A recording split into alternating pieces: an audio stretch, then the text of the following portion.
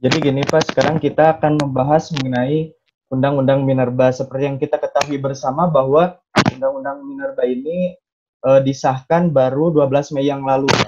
12 Mei 2020 dari yang sebelumnya revisi Undang-Undang Minerba disahkan menjadi Undang-Undang Minerba. Nah, di sini ada kesan seperti adanya terburu-buru Pak. Dari waktu yang kita lihat tanggal 17 Februari itu baru memulai daftar inventarisasi masalahnya Pak. Sampai 6 Mei itu sudah jadi Pak undang-undangnya. Nah, menurut Pak tanggapannya seperti apa? Ditakutkan nantinya seperti undang-undang yang sebelumnya yaitu RKUHP misalkan dan juga RUU KPK kan itu mendapatkan rintangan juga dari masyarakat gitu Pak.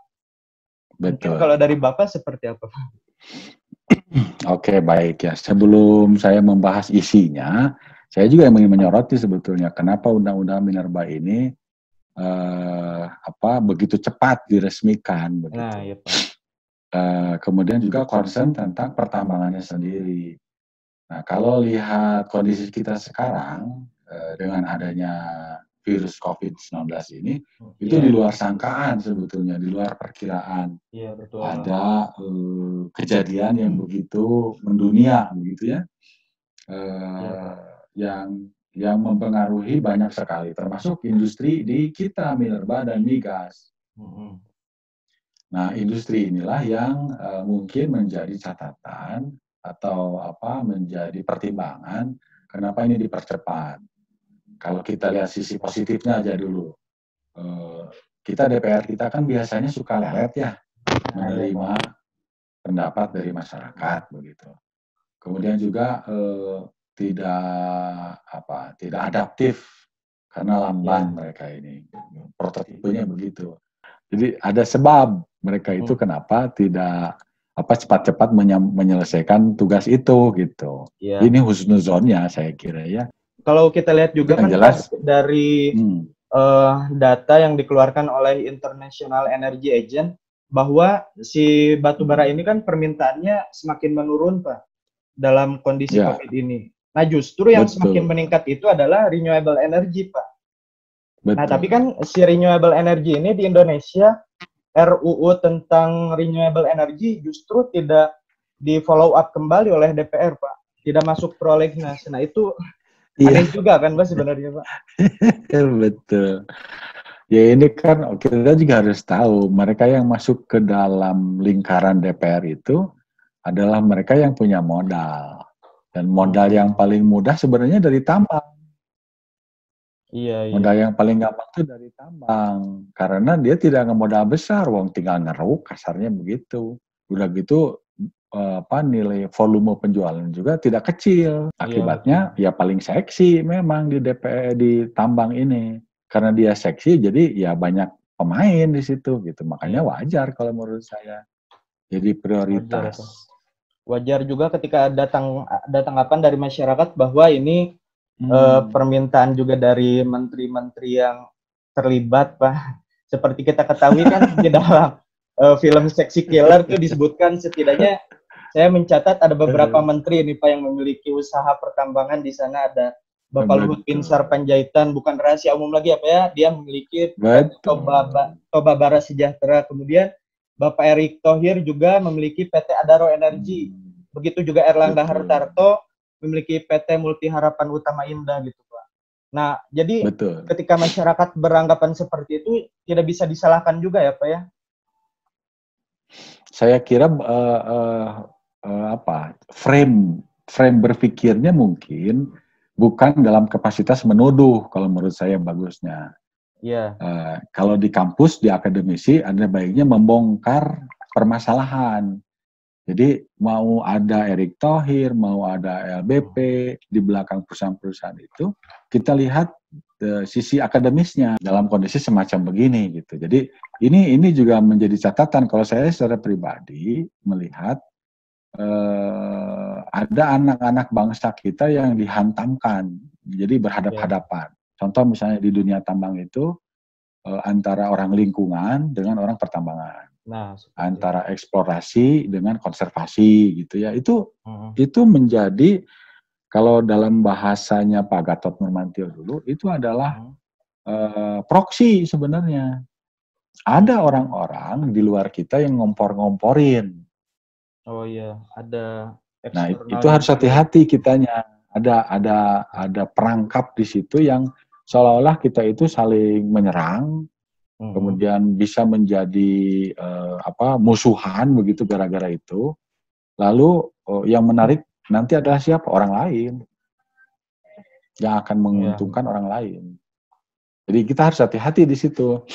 Saya tidak pro kepada konservasi, tidak pro kepada pertambangan. Kita berada di dunia akademik, membongkar sebetulnya dari sebuah konten. Begitu kira-kira kalau menurut saya.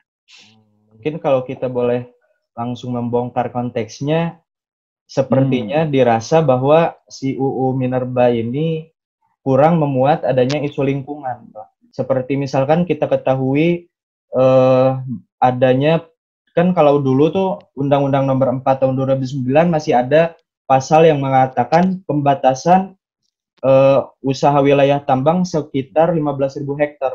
Tapi katanya di dalam undang-undang terbaru ini dihapuskan gitu, Pak. Nah, itu kan sebenarnya berbahaya juga bagi masyarakat adat yang ada di sana gitu, Pak. Betul, betul. Nah, kalau dilihat dari aspek praktisnya, pelaksanaan itu dia berada pada PP, pada peraturan pemerintah. Undang-undang itu dibuat untuk bisa menaungi selama mungkin sebetulnya,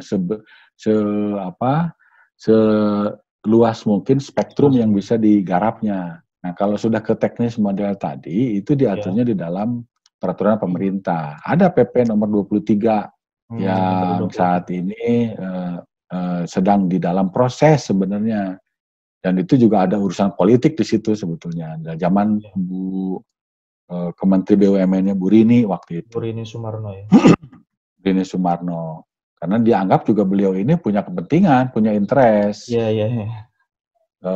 Kita juga tahu siapa kakaknya Bu Rini ini di Migas. Iya, pernah jadi dirut di Pertamina. Iya.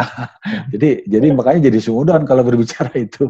Iya. Tapi yang jelas mari kita lihat dari tatanan akademiknya. Jumlah tambang, luasan tambang yang katakan dibatasi itu tergantung kepada bagaimana kondusifnya sebuah wilayah. Kalau dari sejumlah luas ya. Contoh begini, di Kalimantan itu ada di istilahnya adalah overlay kafling.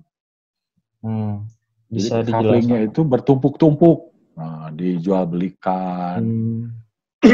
Bahkan pada saat dulu tahun 2009 saya ikut seminar di Jakarta oleh Badan Geologi itu, di satu wilayah itu ada bisa sampai 5 atau 6 izin. Yang mengeluarkan bupati, yang mengeluarkan gubernur, yang mengeluarkan pusat, itu berkumpul di situ. Kemudian dibuatlah program Clean and Clear. Nah, jadi menurut saya sih prosesnya sudah lumayan. Nah, tinggal ada memang luasan yang tadi bersinggungan dengan tanah adat, bersinggungan dengan hutan produksi, hutan lindung. Nah, ini yang perlu dibicarakan lebih detail. Walaupun di situ juga ada ceritanya ternyata. Ya, kalau mengenai lahan adat sebenarnya ada cerita juga Pak dari PT Adaro Energi sebenarnya.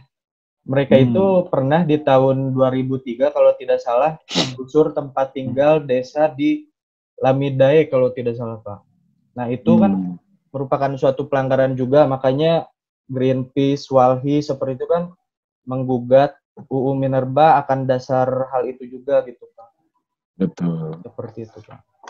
Nah, mungkin menarik juga seperti yang tadi Bapak katakan mengenai izinnya, kalau sebelumnya dari Undang-Undang 2009 itu terlalu berlibat gitu ya Pak, terlalu banyak izin yang diperlukan dari bupati, dari daerah masing-masing, tetapi sekarang sepertinya pasal-pasalnya lebih terpusat gitu ya Pak. Lebih terpusat, jadi satu pintu saja Pak. Dulu jadi masalah karena ada kewenangan Otda itu. Jadi sudah banyak sebetulnya yang mengkomplain, terutama para pengusaha investasi. Iya. Nah, ini sesuai dengan program nasional. Jadi mungkin kalau sebagai geologis sebetulnya pertama kita realistis dengan kondisi yang semacam begini, maka untuk hidup diperlukan perusahaan. Iya, ini bagi para geologis. Sehingga geologis banyak berpihak kepada eksplorasionis karena memang pekerjaannya di situ. Iya, justru. Tapi ada sejumlah orang yang concernnya adalah kepada konservasionis. Nah, undang-undang ini menjadi ajang barangkali pertarungan dua kubu ini.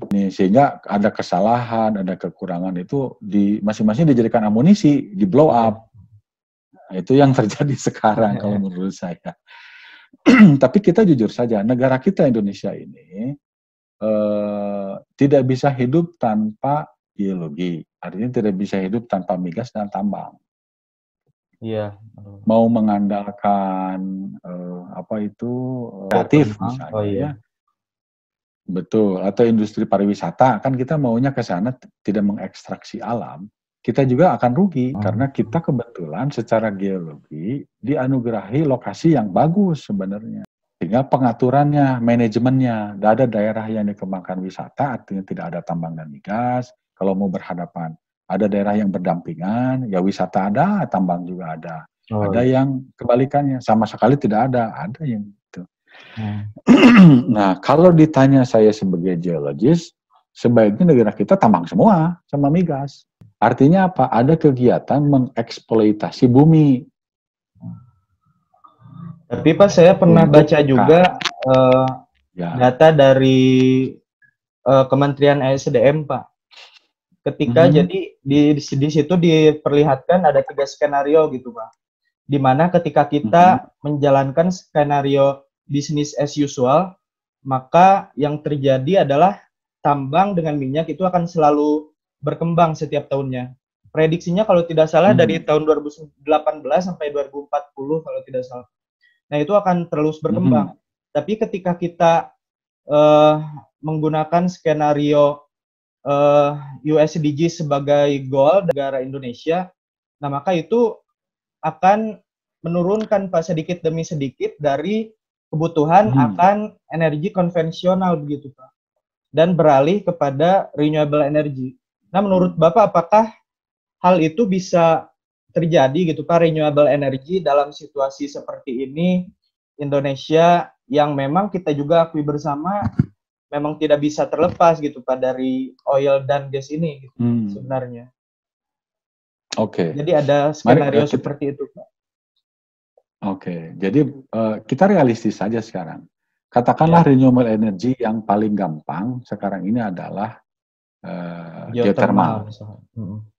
Ya, karena sudah tersedia, bahkan Pertamina itu ada PGE, Pertamina Geothermal Energy, sudah 20 tahun. Iya, Pak. Nah, tapi sumbangsinya kepada listrik nasional itu paling juga baru 4% atau 5%. Karena tidak bisa dimanfaatkan langsung. Kita tidak mungkin sekarang, katakanlah misalnya mensuplai geothermal ini ke pabrik-pabrik besar lewat sistem grid nasionalnya PLN. Yang paling gampang ya batu bara. Karena paling mudah ngambilnya, kan? Jadi realistis saja. Kedua, misalnya energi solar untuk menggantikan BBM, ya. Kalau mobil barangkali kita juga masih sudah tahu betapa harganya mahal, nggak kebeli. Jadi orang realistis saja sekarang yang bisa ngangkut sayur, bisa ngangkut ikan dari petani, ya mobil gitu. Mobilnya juga bukan diisi minyak tangan, isinya bensin kan gitu. Jadi yang realistis yang mungkin sebetulnya bisa dilaksanakan untuk pada hari ini. Atau misalnya energi lain yang terbarukan yang non fosil. Nggak mungkin pesawat diganti pakai energi solar, walaupun dia dekat ke matahari dibanding manusia di bawah. Iya kan, tetap saja pakai aftur kan gitu. Jadi kita akhirnya terbentur kepada realita. Nah, saya kira concern tentang energi ini menjadi catatan bahwa memang harus ada blueprint kita mau kemana. Kemudian dari sektor minerba, undang-undang minerba ini kan baknya yang jadi kaitan kuat dengan energi karena batu bara. Lalu ada minernya sekarang ini kaitannya dengan baterai. Ada REE. Kemudian ada brine, ada cadangan-cadangan yang logam yang bisa dipakai untuk penyimpan energi. Nah, ini yang kita masih kurang orang yang mikirin masalah ini. Yang banyak justru yang berteriak adalah yang mikirin bisnisnya. Karena di situ ada uang. Iya, betul.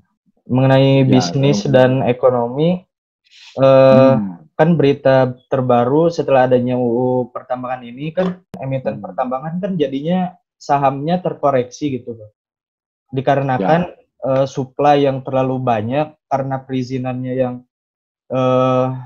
terlalu mudah seperti itu, Pak. Sedangkan demand di masa pandemi ini kan tentunya pasti berkurang gitu, Pak.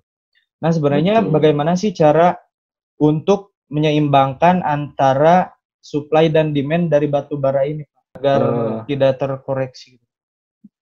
Ya, kalau masalah terkoreksi atau tidak di saham itu bagi saya adalah hal absurd. Jadi hal yang goib. Ini banyak tangan bermain di situ, setahu saya. Tapi bagi kita geologis, Pak, selama ada kebutuhan, maka geologis akan hidup. Jadi realistisnya di situ. Sehingga kalau saya sebagai geologis, saya akan mendorong orang untuk beraktivitas supaya ada keperluan energi. Nah, untuk bisnisnya yang tadi ditanyakan, ini memang agak disayangkan kalau bagi saya. Banyak geologis itu hanya berbicara dengan batu. Nah, iya, Pak. Jadi ngobrolnya itu dengan batu, dengan tanah. Jadi ketika dia berbisnis, dia tidak bisa ngobrol dengan orang. Nah, akibatnya tidak banyak geologis yang jadi pengusaha, entrepreneur. Geologis itu jadi kuli kalau menurut saya itu. Nah, ini yang harus diberdayakan dalam diskusi dengan para mahasiswa. Cobalah belajar jadi entrepreneur gitu. Ya, seharusnya mindset-nya agak sedikit berubah gitu ya, Pak ya. Karena yang agak dianehkan lagi, kenapa misalkan dari geologi, perminyakan, jurusan-jurusan tersebut hanya bekerja saja di sebuah perusahaan gitu, Pak. Tetapi yang memiliki perusahaannya adalah jenderal-jenderal justru, Pak. Persis. Seperti itu, Pak. Persis. Iya. Bahkan saya agak ekstrim kalau dengan mahasiswa di kuliah ngobrol. Iya, Pak. Agak ekstrim sih begini, saya ingin mengajak ke dalam sebuah lubang dan kita menuju dasarnya dari lubang itu adalah kebutuhan. Nah, dasar dari kebutuhan itu apa? Geologis, kalau saya ibaratkan ekstrim ini ya, ekstrim saja supaya ada gambaran. Perusahaan-perusahaan yang katanya perusahaan alam pertambangan itu ibarat sebagai perampok. Nah, perampok kalau mau dia menggasak rumah, yang dikirim pertama adalah tukang gambar, namanya itu. Tukang gambar itu memetakan di mana ada satpam, di mana pintu, di mana jendela, di mana alarm, ya kan? Artinya apa sih itu? Itu mapping. Iya, mapping. Di dunia pertambangan migas siapa yang melakukan mapping? Seorang geologis, Pak. Geologis, gitu. Dan concern tentang UU Minerba ini juga ke situ. Karena banyak perusahaan tambang, baik yang kelas nasional maupun ecek-ecek, yang kelas jenderal maupun Pak Haji, begitu ya, di Kalimantan dan di Sumatera, itu bekerja seperti rampok tadi. Kirim dulu geologis, mapping, sudah ketemu barang yang akan diambil, eksekusi, ditambang, diambil, sudah habis barangnya, tinggalkan. Iya, betul, Pak. Ya, itu menjadi catatan bahwa siapa sih yang berperan duluan? Siapa yang tahu bahwa di situ ada batu bara tebal sinnya 5 meter, kalorinya sekian, stripping rasionya rendah. Siapa yang tahu itu? Geologis. Jadi geologis itu kalau di kelompok perampok tadi siapa? Ya tukang mapping. Yang harus yang Anda betul tadi katakan, mindset kita geologis harus jadi entrepreneur, bukan jadi kuli. Iya, betul, Pak. Ya, harus jadi entrepreneur. Contoh misalnya, ini ada sebuah perusahaan, dia mendapat konsesi. Iya, Pak. Dengan undang-undang yang baru lah katakan. Dia perlu tahu ada apa di dalam tanah yang dia konsesikan itu, yang dapatkan itu. Dia tugaskan geologis. petakan semua. Dapat. Nah, karena dia tidak ingin panjang di situ, karena undang-undang ini juga pasti suatu saat dirubah lagi. Iya. Kan 2009, sekarang 2019 lah, kemarin 10 tahun cuma. Iya. Tidak ingin development di situ. Pokoknya ada tambang di situ, ambil aja. Nah, sesudah selesai, geologis memetakan secara detail, apa yang terjadi dengan geologis? Sudah tidak dipakai lagi, Pak. Ditendang. Iya. Sesudah itu dia nganggur gitu. Nah, ini jadi catatan. Saya menemui sejumlah kawan, sahabat, senior yang, mohon maaf saya sampaikan, menganggur saat ini. Gak ada kerjaan. Padahal tadinya di perusahaan-perusahaan besar. Contoh ada kawan seangkatan di perusahaan British Petroleum. Iya, Pak. Nganggur. Ada kawan di perusahaan tambang PKP 2B. Yang kelas raksasa. Nganggur. Ya, itu jadi catatan bagi saya. Ini geologis muda ke depan harusnya bagaimana? Termasuk salah satu menyikapi yang undang-undang minerba ini. Iya. Jadi kita harus tahu juga ya Pak, bagaimana regulasinya gitu. Jadi agar bisa bagaimana memanfaatkan celah dari regulasi ini ya Pak. Persis, betul. Jadi menurut saya anak-anak geologi jangan hanya berbicara dengan batu. Nah iya Pak. Cobalah gabung dengan fakultas hukum. Bikin diskusi tentang minerba ini dengan anak-anak fakultas hukum. Kolaborasi ya Pak ya. Jadi dari sisi mereka juga ada input kan buat anak-anak geologi. Kita harus bagaimana ke depan. Atau misalnya ini anak-anak geologi kan biasanya pada jomblo. Iya. Betul, bisa Pak, menggandeng anak-anak Vkom. Bagaimana cara berkomunikasi meyakinkan orang. Jadi bisa dibuat sebetulnya dengan catatan misalnya bagaimana mengkomunikasikan undang-undang minerba yang baru. Nah itu Pak. Yang penting kan juga sosialisasinya ya Pak ya. Sosialisasi itu penting. Atau misalnya nih dari sisi bahasa, Anda bisa ngajak anak fakultas sastra FIB. Iya. Bagaimana pola bahasa di dalam undang-undang minerba ini. Betul sekali Pak. Jadi apa yang Bapak katakan tadi sebenarnya ada suatu data gitu Pak yang mengatakan kenapa ada perbedaan antara kita dengan New Zealand gitu Pak. Kenapa mereka pendidikannya bisa memiliki rate yang tinggi sedangkan kita tidak, itu nilai terbesarnya adalah dari bagaimana multidisiplin ilmu itu bisa dimanfaatkan dalam kehidupan sehari-hari gitu. Nah, katanya Indonesia masih sangat kurang Pak akan hal tersebut gitu. Iya. Betul. Nah, bahkan dulu saya sempat ke Australia, ketemu geologis di sana. Beberapa di pertambangan, kemudian ada juga yang di industri riset, di pemerintahan. Mereka tidak banyak yang sekolah pasca sarjana atau sarjana di Australia. Mereka cukup lulus SMA, D3, bekerja, udah. Bisa menikmati hidup. Padahal alamnya segitu susah. Nggak kayak Indonesia, enak sekali di Indonesia. Ini jadi catatan kalau menurut saya. Bagaimana anak-anak muda menyikapi kehidupan, kalau menurut saya gitu. Artinya kalau dalam kasus kita, anak-anak muda geologis itu di HMG, di kemahasiswaan menyikapi undang-undang ini.